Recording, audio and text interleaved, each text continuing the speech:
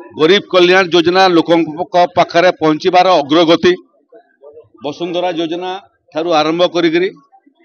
जनजाति मानक पई जल जंगल जमीन अधिकार आईन बल से पट्टा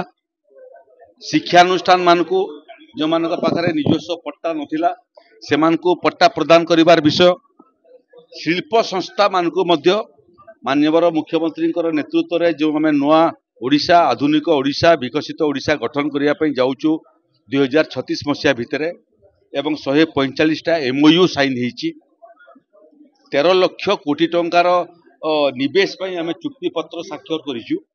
आहुरी गुड़िए निवेशकारी आसवे जो मानकर प्रतिश्रुति आमको मिलूँ 27 लाख कोटी टंका पर्यंत इन्वेस्टमेंट आगामी दिन में ओडिशा को आसीपे जो मैंने आसवे जमी दरकार जो मैंने आसवे रास्ता घाट कम्युनिकेशन दरकार जो मैंने आसवे बिजुली दरकार से पानी दरकार सेटार केते दूर अग्रगति भद्रक जिले में तार प्रतिफलन है धामरा बंदर एशियार सर्वबृहत बंदर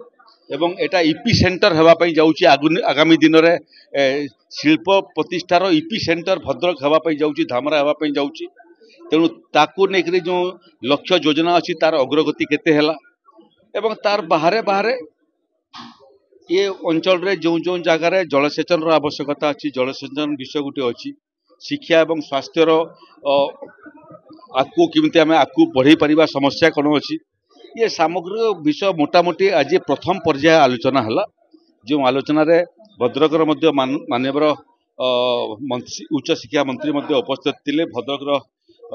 विधायक माननीय विधायक उपस्थित थे प्राथमिक आलोचना यहीटा गुड़िए जिनसर डाटाबेस तैयारी करने से निर्देश देइछि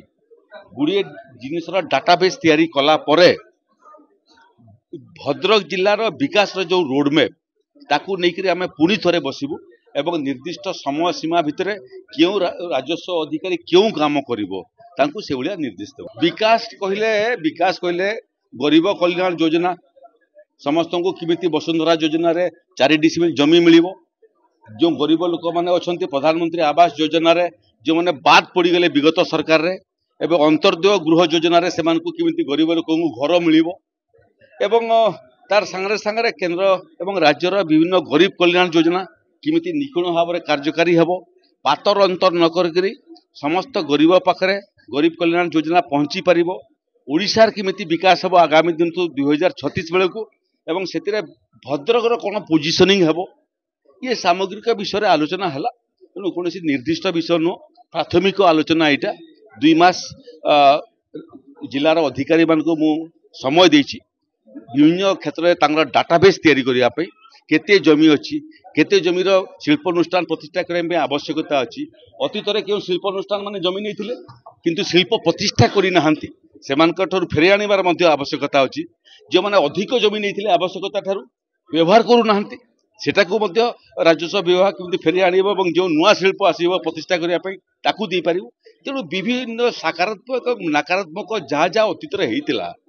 तार सामूहिक समीक्षा आम करूँ 2 मास पर पुणी थे मुझे आसबि जो समय तार डाटाबेस प्रस्तुति को लेकर कार्यान्वयन केते दूर अग्रगति है से बाबद समीक्षा कर।